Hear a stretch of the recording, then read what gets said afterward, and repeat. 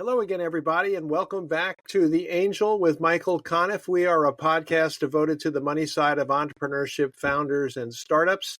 And we're, as you know, a companion podcast to The Accelerator on all the major podcast platforms, Audible, Apple, Amazon, and so on. Also on Spotify and YouTube. If you're looking for audio and video, make sure to like us, recommend us, subscribe to us, and definitely look for our newsletter on Substack. We have one that includes both the Accelerator and the Angel. Today, I am really excited to welcome to the podcast Ben Garland. Welcome, Ben. Thanks for doing this. Appreciate it. Thanks so much for having me. Really excited to be part of it. And Ben has kind of an amazing background. He is a graduate of the U.S. Air Force Academy, and also an NFL player for 11 seasons at 3 different franchises. Let me see if I get it right. Denver Broncos, San Francisco 49ers, and Atlanta Falcons. And what's really intriguing now is he's has his own company called Wingman 63 that's dedicated to doing good, doing great things, and also helping people. But he's a really sophisticated and sharp investor. And I want to sort of figure out how that journey happened along the way, and I just think it's fascinating. But one thing I do want to mention up front about Ben Garland is he was twice nominated for the Walter Payton Award in the NFL, which is really, as I understand it, a community service award. You really have to do a lot to get that. You have to work hard. And you did it twice. Where did that happen? Which team was that with? I got nominated by both the Broncos and the Atlanta Falcons for their Walter Payton Man of the Year award.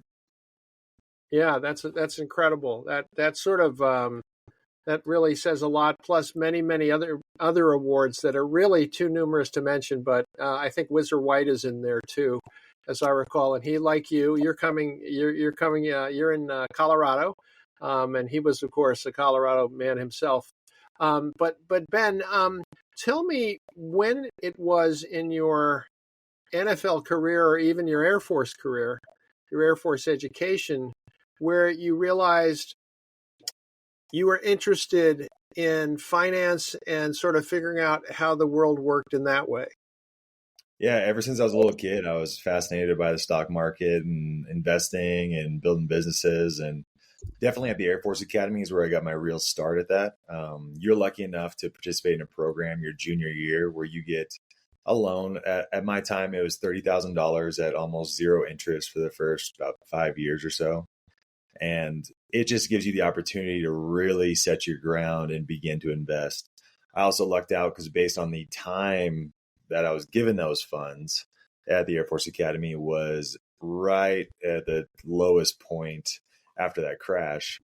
So getting that right around that 2008, 2009 time period, I mean, it didn't really matter what you invested in, you were going to do well. And it's always nice when you jump into something early and you feel like you're successful at it. It kind of inspires you to dig in deeper. And so that was definitely my first taste of it. But even through my NFL career, I was lucky enough to be nominated for the NFLPA to be a union rep for some of the teams I was a part of. And a part of that aspect, I got to be on the player advisory board for Players Inc., which is kind of the investing arm of our union.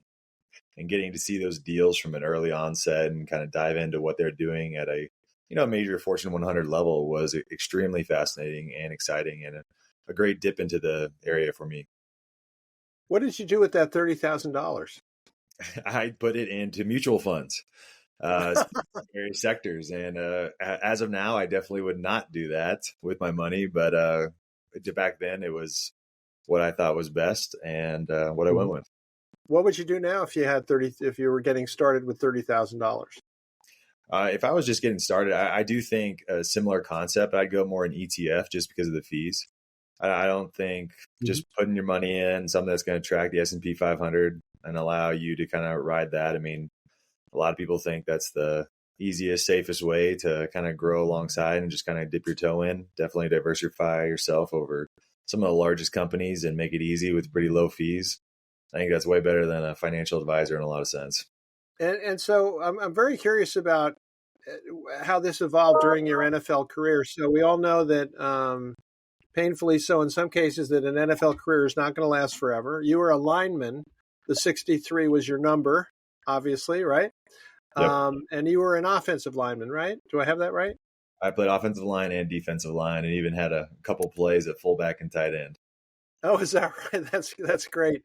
Um, what did you learn first of all from the Air Force that you take into this part of this newer part of your life, more recent part? I think the Air Force teaches you a lot of things, and there's a lot of cool parallels between the military and the NFL, just in what they create, and especially within the team environment. But the Air Force was definitely really a great teacher in the sense of time management, being able to take on a lot of tasks and prioritize and time box that into a manner that really helps you out. And so that's helped me a lot over my career because I seem to take on a lot, but I've really enjoyed every aspect that I take on. And the due diligence and the hard work aspect, I think, is very helpful, especially within this investment piece and trying to put your money in the right spot and with the right people. And to me, a lot of that too is getting it with the right people, getting it with the right team, because there's so many investment vehicles that are the exact same. But at some point, you got to kind of bet on the jockey and finding the right people with the right track records to put your money with. So I don't want to dwell too much on the football. I'm sure at a certain point you get a little bit sick of talking about it, but allow me one or two more questions. So, did you find you were an outlier because of your interest in finance, or at that time, and you just retired recently, a couple of years ago?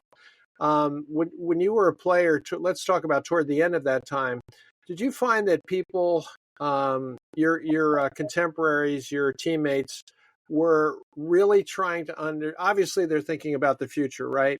So how do you do that when you're an NFL player? You've sort of always been, the great American hero on your teams, maybe literally at the Air Force, and now you're going into something where it's being an NFL player will certainly help get you in the door, but it's not going to solve all your problems. So was it something you saw your teammates really struggling with, or what percentage of them kind of embrace that idea? Yeah, I mean, you see it from the entire spectrum. And they say before you get to the NFL, it stands for the NFL. When you're in the NFL, it stands for not for long. And when you're done with the NFL, it stands for no funds left. And that's the sad truth. Okay. But you saw the whole mix. I mean, there was a group of guys, and I think the trend is definitely going in a better direction from the end of my career than the beginning of my career. Where guys were passionate about this space and really trying to be intelligent about protecting their assets, investing in the right things. But you saw the full spectrum. I mean, I knew guys even at the end of my career who didn't believe in banks, didn't believe in investments. They held all their money in cash, and just that's all they knew. And then you also saw guys on the terrible end of the spectrum who were investing, but they're investing in such risky stuff where, a friend comes to them saying, promising 1,000x over a very short amount of time, and they lose all their money. And it's sad to see that as well. And then there's also that entire group of savvy investors. And I'm lucky enough to be a part of a few of those groups where these guys really are taking advantage of their platform and being able to get that type of assets on early. But like you said, it's difficult. I mean, you come into a lot of money as a professional athlete, but not because of understanding finances in any way. And everything coaches and teams tell you is 100% of your thought needs to be focused on ball. And in a lot of sense, it does. I mean, if you are distracted in any way, I mean, there's another entire batch of all Americans and the best in the world coming to take your job. And they are Right. younger and cheaper than you. So from a business perspective, which the NFL is, if they can find someone cheaper than you who can do the job about the same, you are gone as fast as possible. Huh.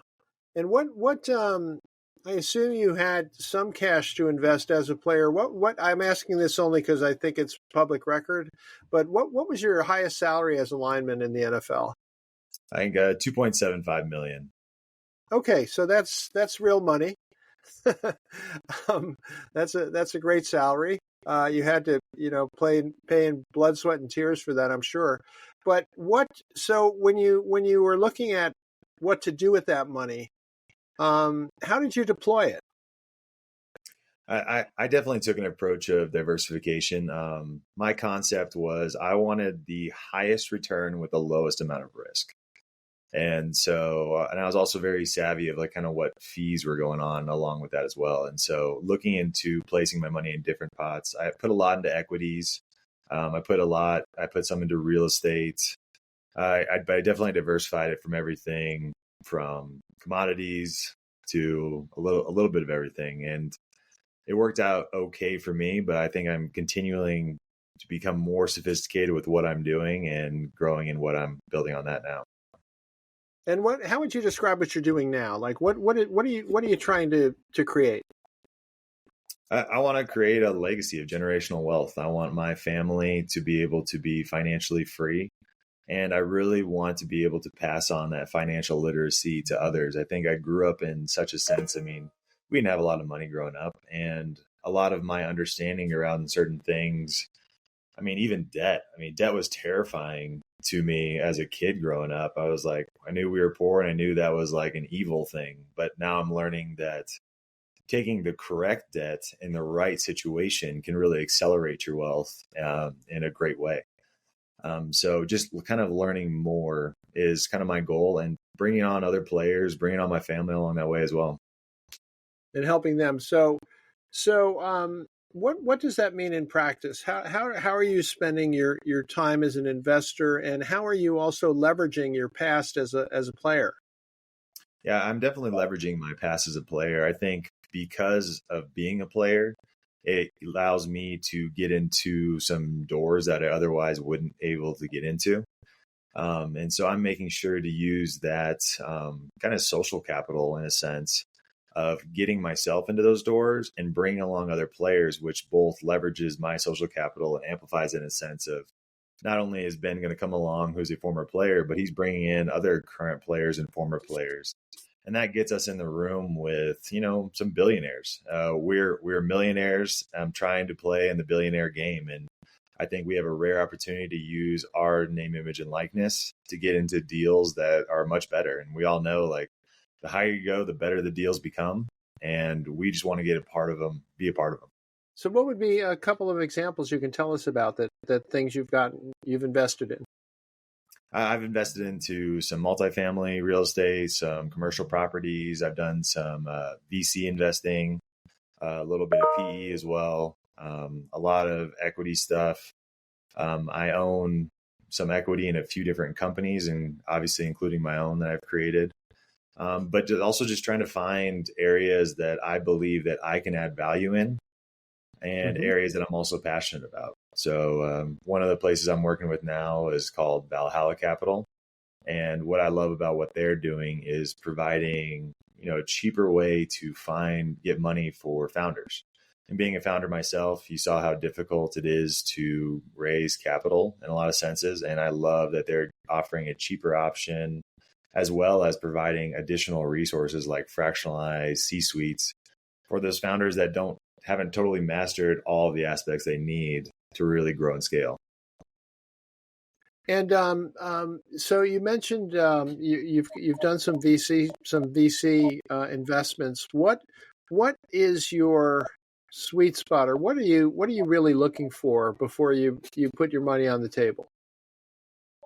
I'm looking for a few things. In one sense, I think it's where I like to investing is kind of like fishing sometimes.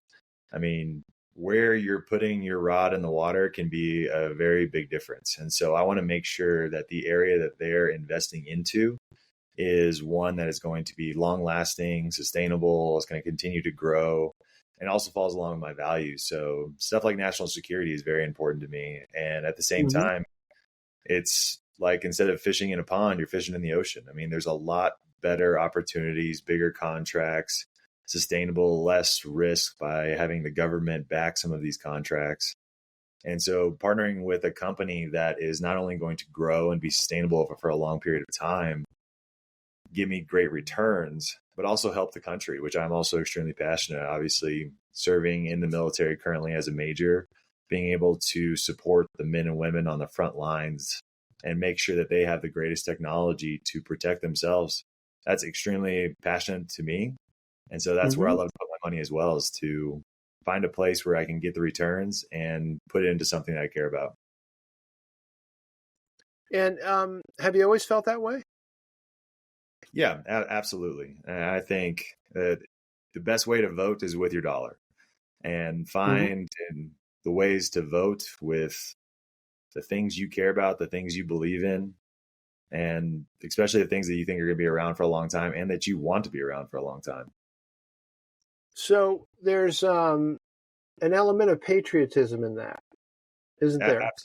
Absolutely. And I think that if more people looked at their investments in that way, of not only what kind of returns can I get and how can I de-risk this, but also what kind of impact am I going to make?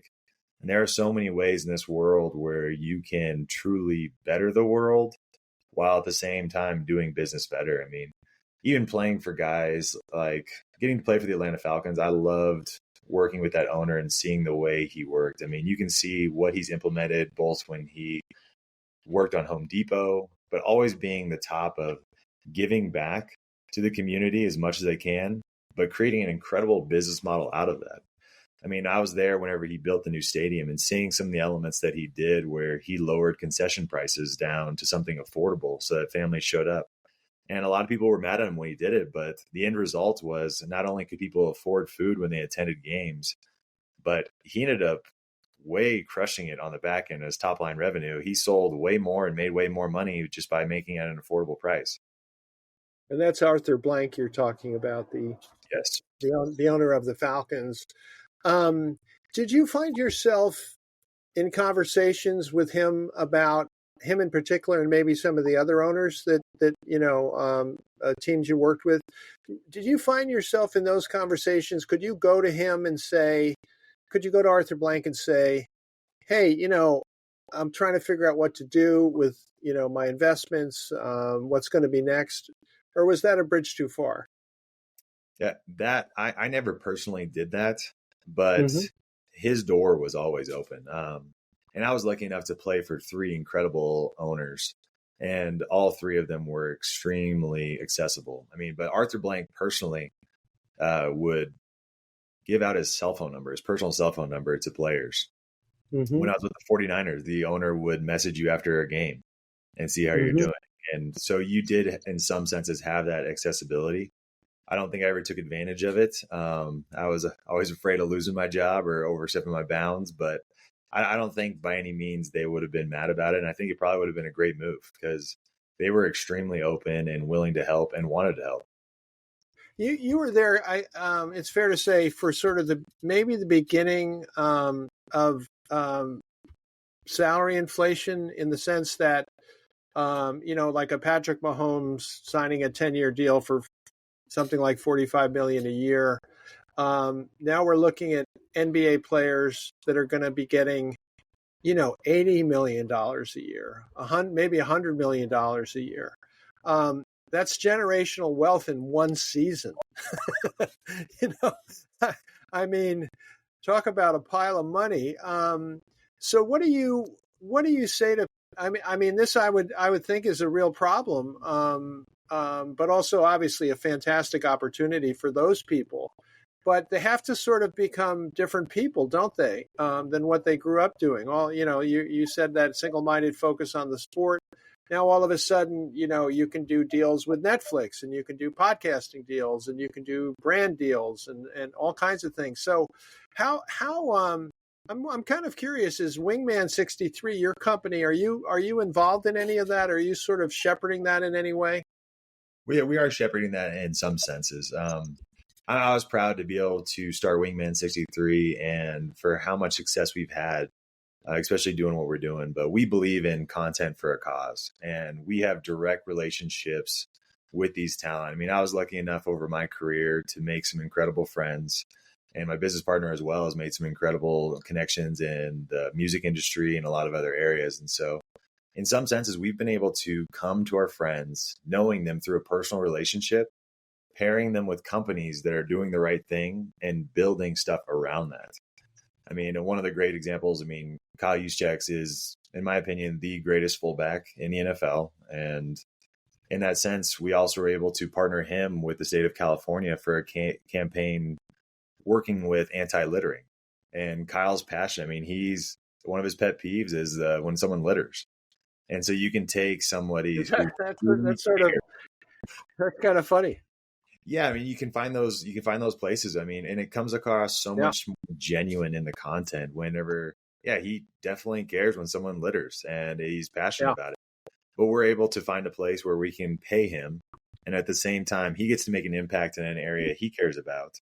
And on the back end, the government gets an incredible spokesperson who truly emulates what they want. As we've found a very successful. Go ahead. And of course, he has that other rare trait of having gone to Harvard and being in the NFL. Oh, absolutely brilliant. He's definitely one of those brilliant minds in the league that the players get to look up to in a lot of ways, both his work ethic, what he does with his money, the way he leverages his brand, and what he's done for his family.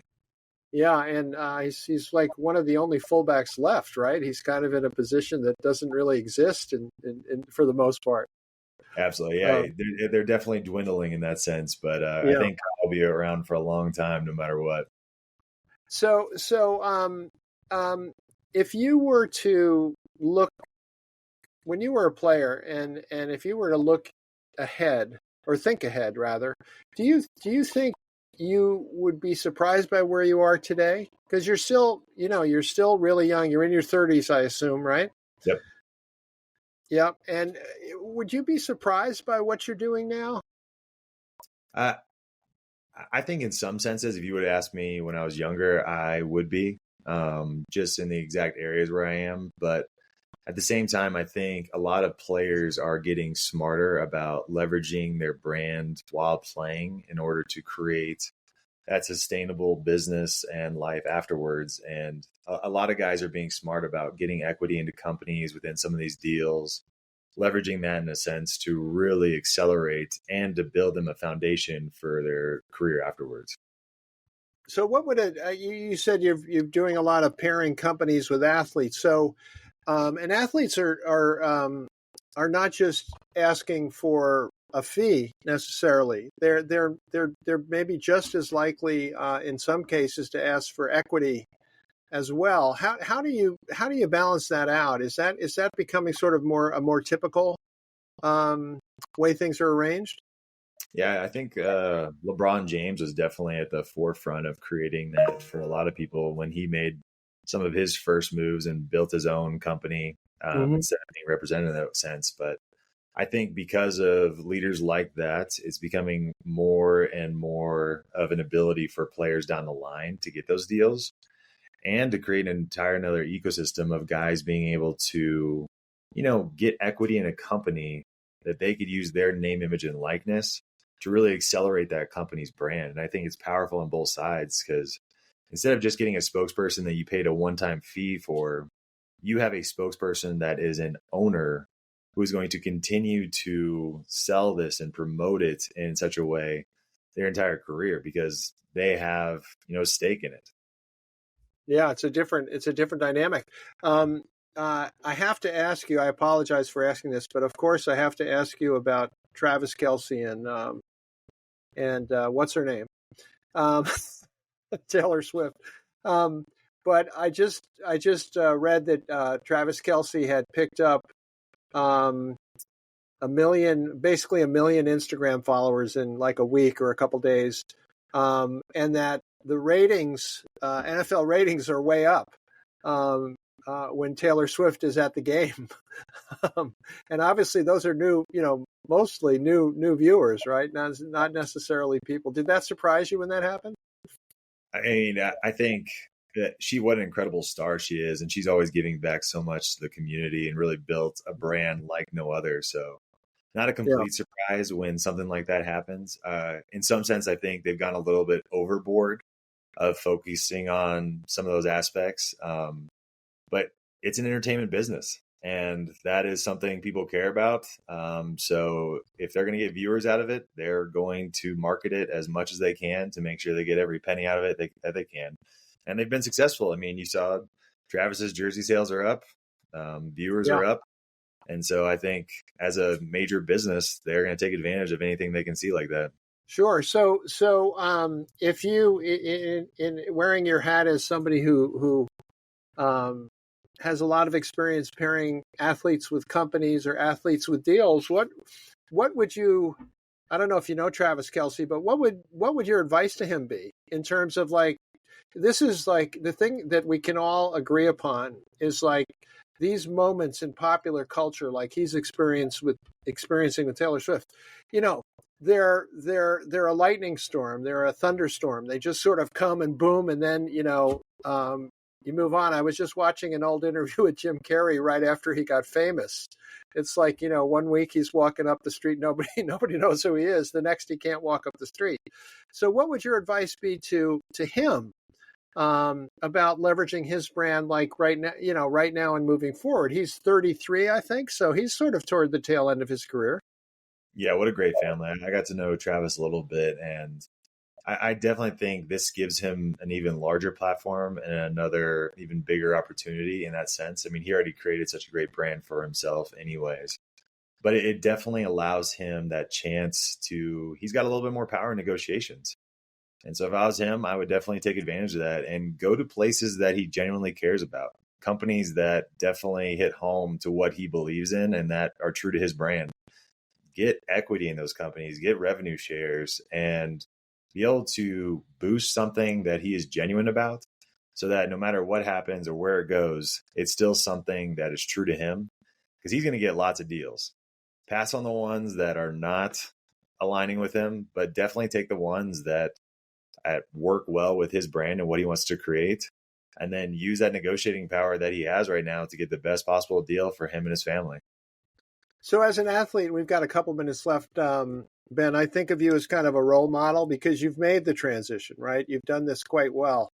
And you've done it in a very interesting way, and you've done it in a way that's consistent with your values.